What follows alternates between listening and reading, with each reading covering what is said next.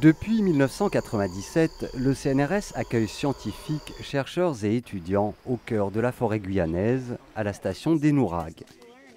Pour traiter les eaux usées générées par la fréquentation des deux camps, le CNRS a opté pour des systèmes innovants. Gérald Delacombe est le concepteur de cet aménagement où les plantes jouent un rôle essentiel.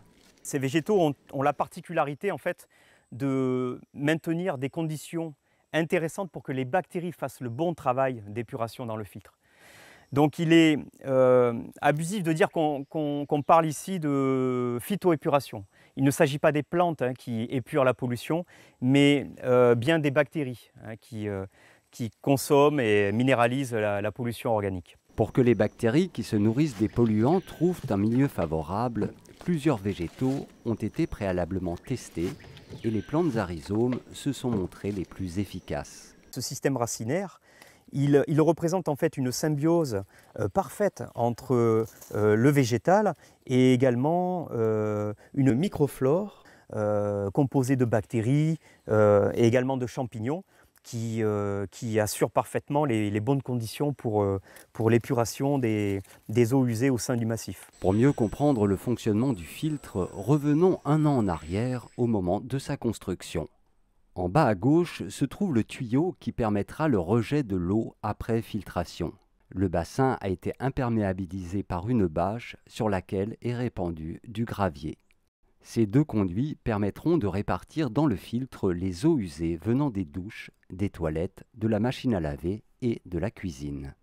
Dernière étape, des végétaux sont plantés dans le bassin. Ce sont des plantes qui ont été choisies dans l'environnement immédiat du filtre planté, après un inventaire botanique.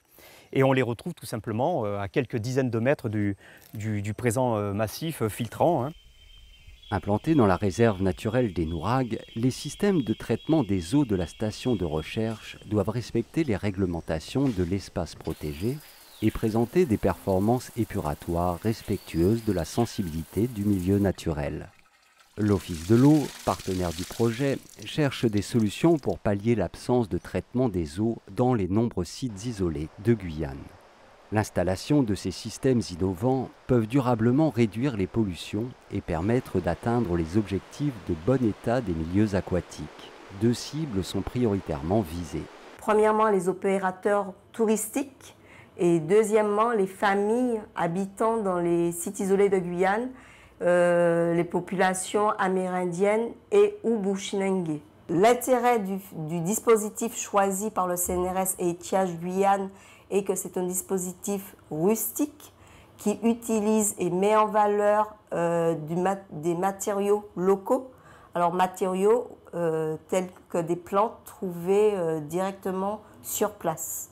Donc ça offre à la fois un intérêt sanitaire, écologique et économique. Comparé à un système classique de faux septique qu'on peut trouver habituellement, ce système du coup, de phytoépuration via les plantes est beaucoup plus rentable et économique dû au fait que pour une fosse septique nécessite un vidage assez régulier et qui ici en site isolé demande une logistique énorme pour l'apport du matériel pour extraire les déchets et pour le rapatriement sur le littoral dans les endroits adaptés. Ça demanderait des coûts énormes, que ce soit par la pirogue ou l'hélicoptère. Bienvenue au camp Pararé. Ici, deux autres dispositifs d'assainissement sont expérimentés. Différence notable avec le camp Inselberg, les eaux à traiter ne contiennent pas de matière fécale, car le site est déjà équipé de toilettes sèches. Les systèmes de traitement ne nécessitent donc pas la mise en place d'un filtre. Pour les eaux de cuisine, c'est une construction d'alvéoles hexagonales qui a été choisie pour sa robustesse et son adaptation spécifique en terrain très pentu. L'eau doit se répartir dans les différents modules, mais son infiltration est rendue difficile par un sol argileux. Le principe est d'obtenir une modification de la texture du sol, d'obtenir une amélioration de sa porosité, tout simplement en introduisant un petit peu de matière organique et en favorisant le développement de la microfaune et également du développement racinaire des végétaux qui sont implantés autour, de façon à augmenter les galeries, de façon à augmenter l'oxygénation et à créer ce qu'on appelle un complexe argilo-humique. Et ça, c'est très favorable à l'infiltration des eaux dans le sol.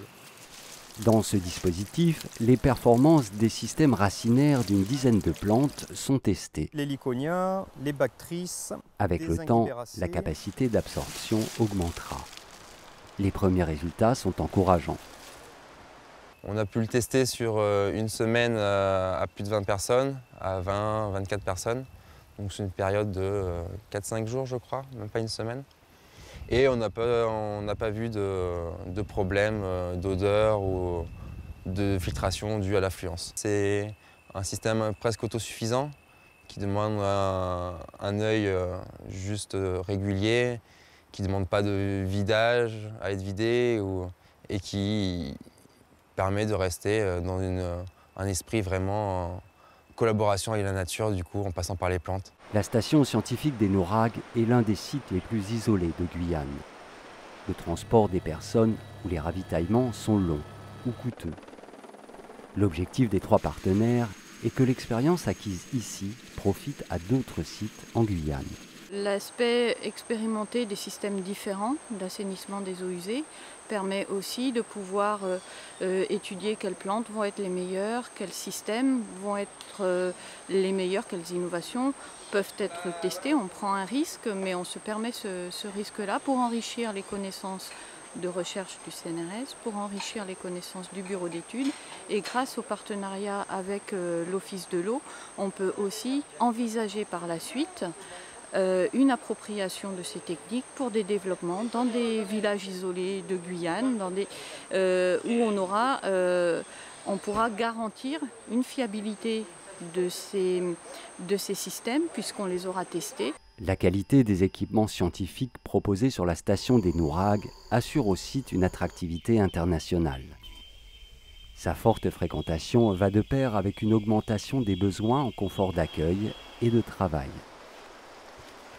Avec ce nouveau dispositif pour un assainissement écologique, le CNRS poursuit, avec ses partenaires, le développement de solutions intégrées à la nature pour faire fonctionner durablement ce site de recherche exceptionnel au cœur de la Guyane.